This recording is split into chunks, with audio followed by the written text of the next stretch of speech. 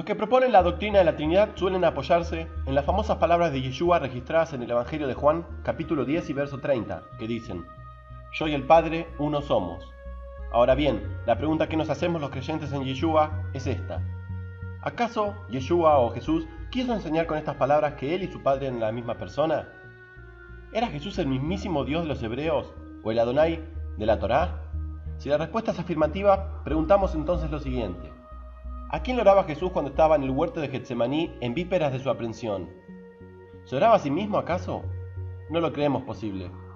Pablo dice que Jesús es el intermediario entre Dios, el Padre y los hombres, no el mismo Dios Padre en persona. 1 Timoteo 2:5. Además, Juan fue del todo claro cuando dijo estas palabras solemnes: Nadie ha visto jamás a Dios. De modo que Yeshua no podía ser Dios, sino su Hijo, el Hijo de Dios. Son uno en voluntad. Aunque Jesús tenía su propia voluntad como ser distinto a su Padre, Él se sometió a la voluntad de su Padre y la hizo suya. Él dijo: sea hecha tu voluntad y no la mía.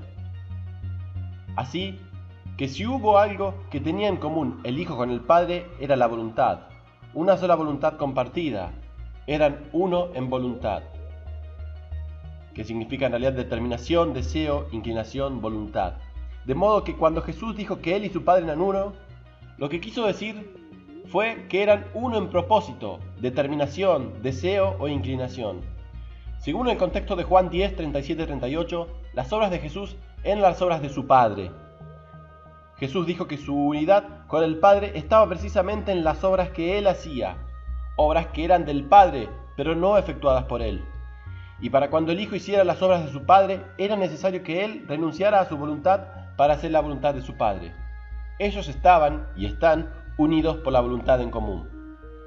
Los cristianos también son uno. Los cristianos deben ser igualmente uno como Jesús y su Padre son uno. En Juan 17, 11, 21 leemos: Padre Santo, a lo que me has dado, guárdalos en tu nombre, para que sean uno, así como nosotros. Para que todos sean uno, como tú, oh Padre, en mí y yo en ti, que también ellos sean uno en nosotros. Esa unidad que los creyentes deben mantener o alcanzar es la unidad de la voluntad. El creyente auténtico debe tener un mismo espíritu, Efesios 4:3, una misma fe y una misma esperanza de nuestra vocación. Es decir, un mismo sentir, Filipenses 2:2 y 4:2. Jesús fue claro cuando dijo: porque todo aquel que hace la voluntad de Dios, ese es mi hermano, y mi hermana y mi madre, Marcos 3:35. Estamos llamados a unirnos a la voluntad del Padre para que todos seamos uno. Es menester abandonar nuestras propias voluntades particulares para hacer la voluntad de Dios, la cual es la misma voluntad del Hijo que los unifica. La concordancia de las voluntades une a las partes. ¿Pueden acaso andar juntas dos personas si no estuviesen de acuerdo? Amós 3:3. Los esposos también son uno. Incluso los esposos ya no son dos, sino una sola carne. Hay unidad en la carne, pero también unidad en la voluntad. Ambos deben compartir la misma voluntad. Y así como Cristo acepta la voluntad de su cabeza, la cual es su Padre, igualmente la esposa acepta la voluntad de su cabeza, que pueda mantenerse la unidad matrimonial.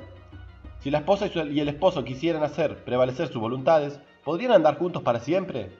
Recordemos que la misma Sara dio ejemplo de sometimiento a la voluntad de su esposo por medio de la obediencia, en 1 Pedro 3:6. Si la mujer no entiende este principio básico, y si el marido tampoco entiende que debe someterse a la voluntad de su cabeza, la cual es Cristo, jamás podrán andar siempre juntos. La unidad es fundamental para que prevalezca cualquier vínculo. Unidad no significa igualdad en autoridad. El hombre es cabeza de la mujer y ella debe estar sujeta al marido, Efesios 5:22, por la sencilla razón de que el varón fue creado primero que la mujer. 1 Timoteo 2:13, 2. Es decir, el hombre vino a existir primero o antes que la mujer, y esta es la razón suficiente para su autoridad sobre la mujer. ¿Y qué diremos de nuestro Señor entonces? ¿Por qué el Padre es cabeza del Hijo? 1 Corintios 3:11-3. Porque Jesús se sujetará finalmente al Padre. 1 Corintios 15:28. Claramente, porque el Padre existió antes que el Hijo. Dios es antes o primero que el Hijo. Jesús es menor que el Padre, Juan 14:28, y como tal, se somete al superior, al que es antes que Él y que todas las cosas que vinieron a existir.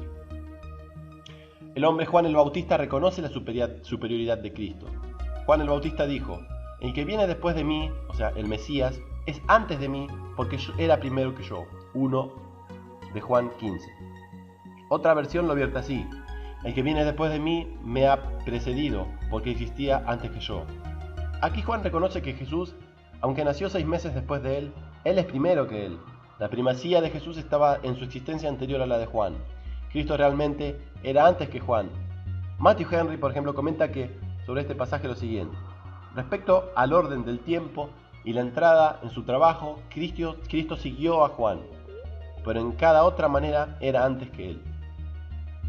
Jesús reconoce la superioridad de su Padre. Del mismo modo, cuando Jesús dijo que su Padre es mayor que yo, Juan 14:28, lo que estaba diciendo era que su Padre existía antes que él mismo viniera a la existencia por engendramiento. También él dijo: mi Padre, que me las dio, es mayor que todos, y nadie las puede arrebatar de la mano de mi Padre. Juan 10:29. De modo que podemos concluir que Cristo está subordinado al Padre, quien es superior o mayor que todos. Esta sujeción del Hijo al Padre, como aquella de la esposa al marido, al esposo, o de la iglesia a Jesús, se debe a que uno antecede al otro. Así que esa es la unidad entre Dios y su Hijo. Lejos de demostrar que se trata de dos supuestas deidades, igualdades y coeternas, prueba que uno es mayor que el otro.